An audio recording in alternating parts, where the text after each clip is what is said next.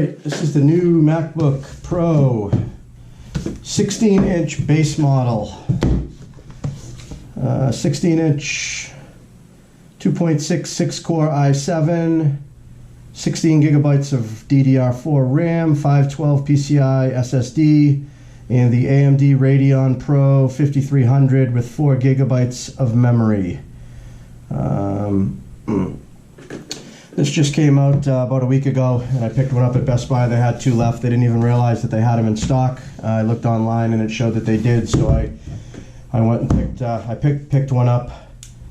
I've had quite a few Macs in the past. I stopped using them because of their keyboards. Just don't like how flat and you know, they're more like a tablet than an actual laptop. So they've supposedly redesigned the keyboard on this. I want to take a look at it. Probably follow up this video later on in this video with maybe some benchmarks comparing it to my desktop computer, and I'll let you know what the specs are on that. My hope is to use this kind of as an all-around everything machine. Probably set up a external graphics dock on the desk here. Not the Apple one, probably one of the other ones. I've already got an RX 580. I'll probably throw that in one of those Sonnet Thunderbolt Bay external enclosures, and then run this with my 4K monitor through that graphics card just for desktop work. And then I'll have a decent enough graphics card in this to use portable anytime I'm doing anything on the go. So let's open this up and see what she looks like. I've yet to see this in real life. They didn't have it on display. Like I said, they didn't even know they had these yet. And so this is kind of a first look we'll do together here. If I could make a little bit more room. My filthy keyboard. My backup, I broke my other keyboard. So I'm sure this is just like any other MacBook experience. Go ahead and open her up. And there she is. Yeah, you know what? It's big. It's not huge. I was afraid that it might be a little too cumbersome. I know it's a little thicker and a little bigger than the 15-inch, which I thought was kind of borderline big, but this is not bad. This is not bad at all. Actually, that was the biggest thing I was concerned about, and I like it. I like it a lot. You just set that aside. Inside here, just got your normal crap and your Apple stickers and all that stupid stuff. There's a million of these online, I'm sure, already. Here's a charger. I believe it's a 90 watt, 96 watt or something along those lines. Oh, they're using like a paper instead of a plastic. How that tore. Huh, interesting. Let's see, what do we got here? Yeah, 96 watt. Hopefully that focuses. 96 watt USB-C power adapter. And yeah, size-wise, it seems about the same size as the last MacBook that I had. USB-C, here's our cable. Go ahead and pull that out. Alright, so let's go ahead and stick this in here, this in here. Stick that aside, and we're going to go ahead and take the wrapping off the MacBook. And we'll set that aside. And then I can just keep this clean in case you go to resell the computer. That, and then there's the piece of paper inside here. For the screen, I believe it's just going to boot up automatically. Stick that in here. Yep, there's the Apple symbol. And close this up.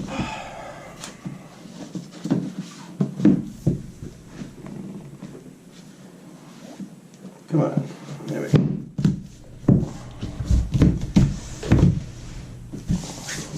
Off to the side, and here she is. And here's the first startup. I'm just going to go ahead and go through that off camera, obviously.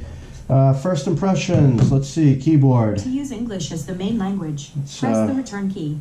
Shut her up. First impressions of the keyboard. Oh yeah, wow. Let me get out of before I end up putting the wrong. To use English as the main language, press the return key. There we go.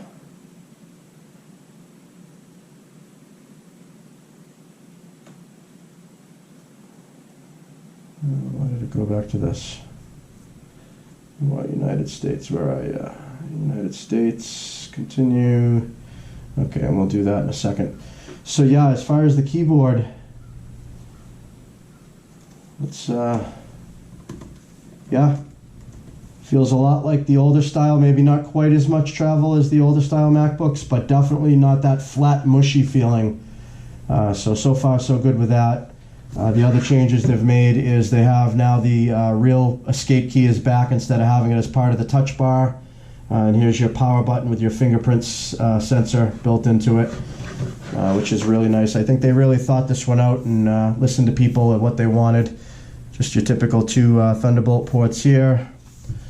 You know, this is nothing new here. This is all, you know, they say this is a little thicker than the 15. I'll tell you, this is I don't know if it's because it's larger, but it's surprisingly thin feeling. This is way thinner feeling than I thought it would be. You know, it's got some weight to it, but it's not cumbersome. It's a little large, you know, but it's not, this is no problem carrying it around.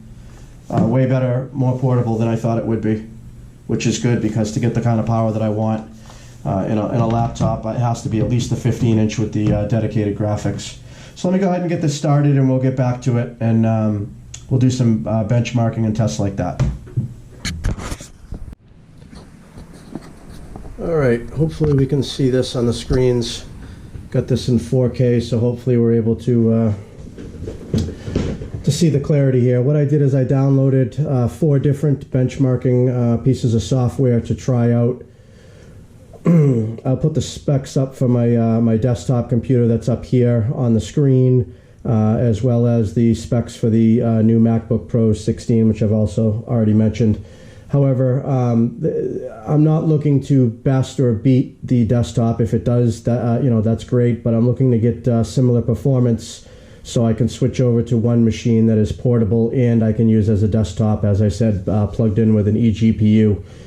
So as far as graphics performance goes, if I use this on the MacBook on the desktop with the eGPU, it's going to be a higher number anyways because I'm going to be using the graphics card out of this desktop. That's the RX 580 AMD card.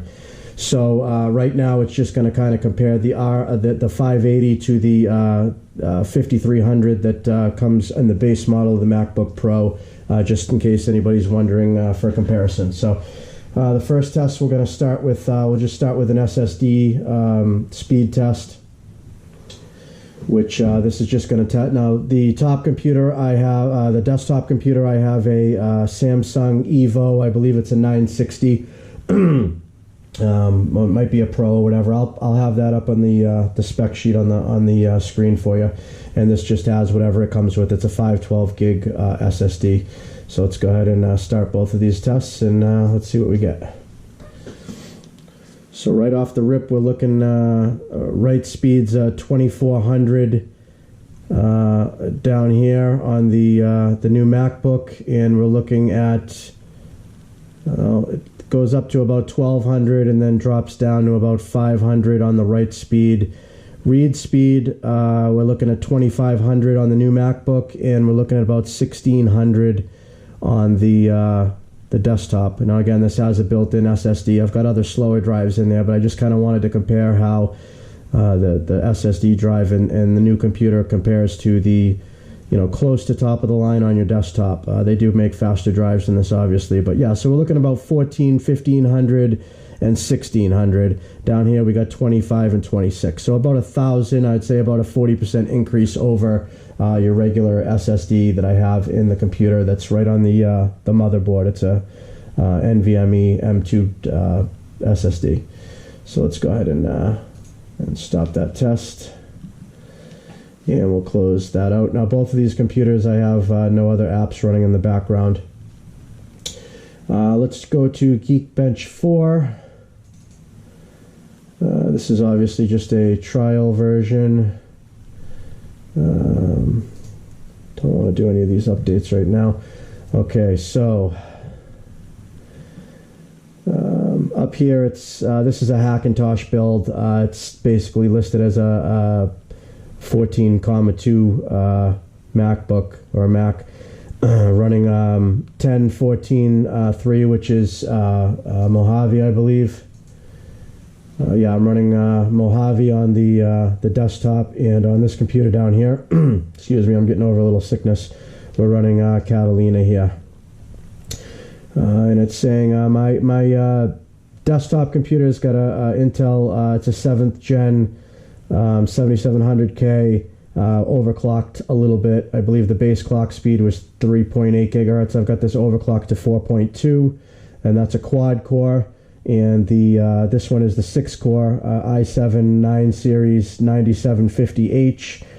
Base clock is 2.6, and I believe it turbo boosts up to 4.5. So it should be somewhat similar, I'm thinking, on the CPU benchmark. Actually, this should beat it out, being a 6-core. And they both have 16 gigs of DDR4 memory, and they're both running about the same speed. This is 26.6. This is 2667. So let's run both of these and see what we get.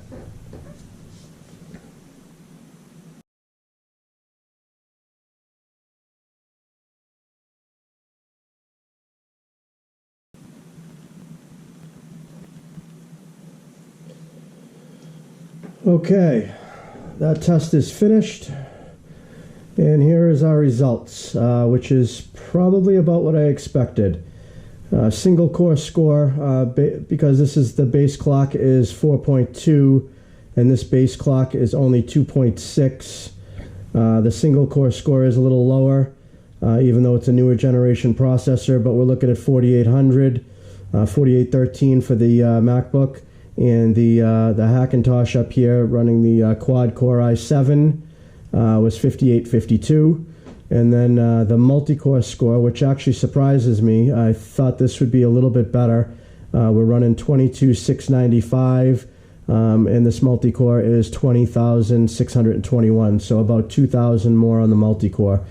So a little slower in one area, a little faster in the other, but overall comparable, pretty close to the numbers I was looking for, hoping, like I said, to by using this as an only computer, not be downgrading from the desktop, and be able to have all my files and everything on the same one computer at all times.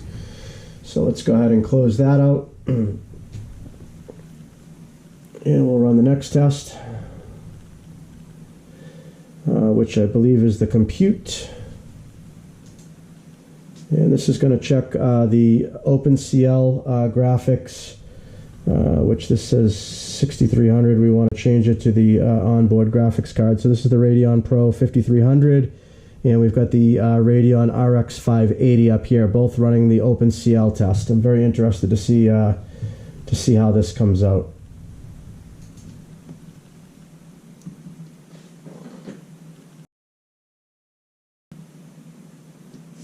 Okay, and boy, that's interesting. I'm going to say it's a little better than I thought on the MacBook.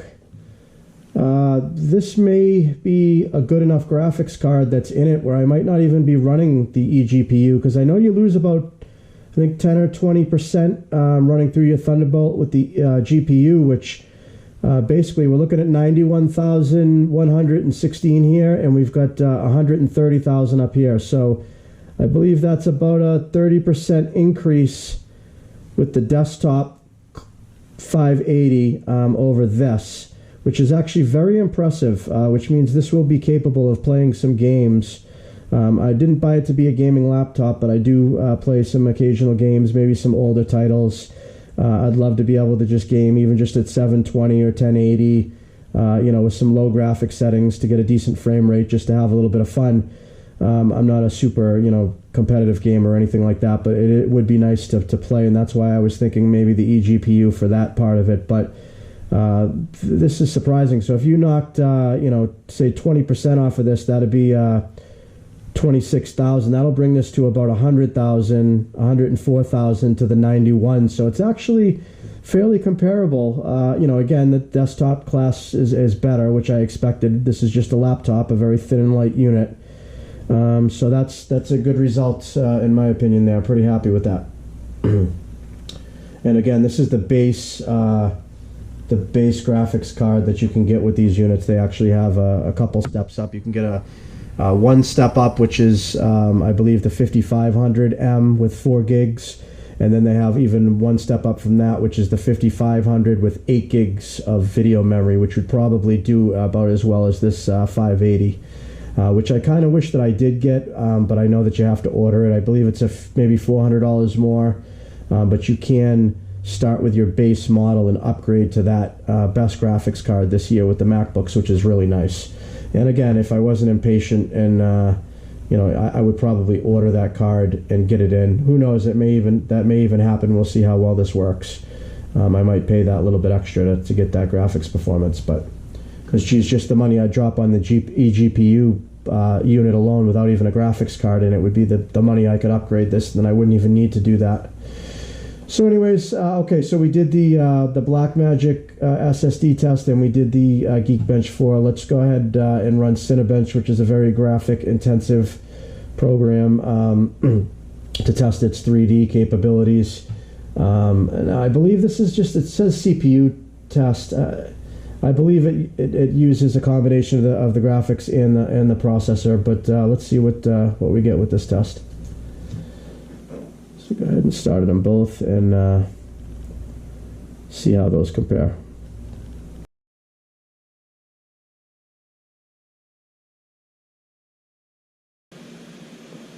But yeah, the fan's running a little bit on this, barely noticeable kind of in the background. I almost had to just like really listen to be able to hear it.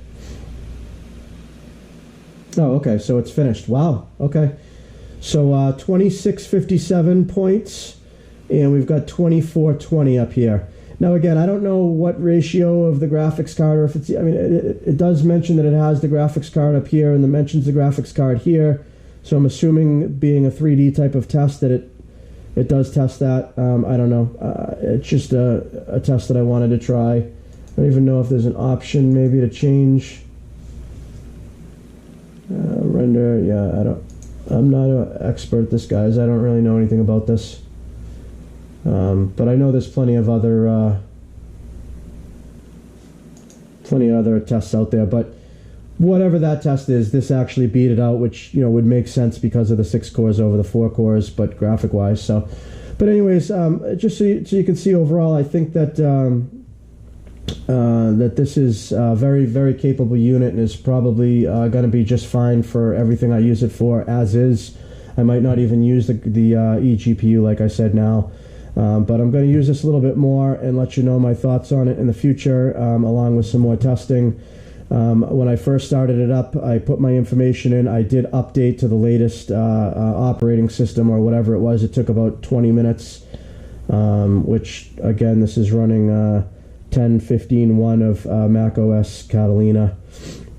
And again, here's your specs as opposed to what I have here on the desktop. Hopefully you can see all this. Probably go through this. Now this is an 8 gig graphics card, the 580, and this is only the well, it's showing the Intel, but it's only a 4 gig. Again, the both 16 gigs, both i7s. This is the quad core. This is the 6 core. But yeah, pretty impressive for a laptop that you can carry around. I also had it plugged into battery power the whole time we did that test to just be able to pick it up and move on. It's still cool to the touch right now after running all those benchmarks, so heating doesn't seem like it's going to be a problem. But yeah, that's my my video on the new MacBook Pro 16, and I hope it helps somebody out to make their decision if they want to buy one. All right, have a good one, guys.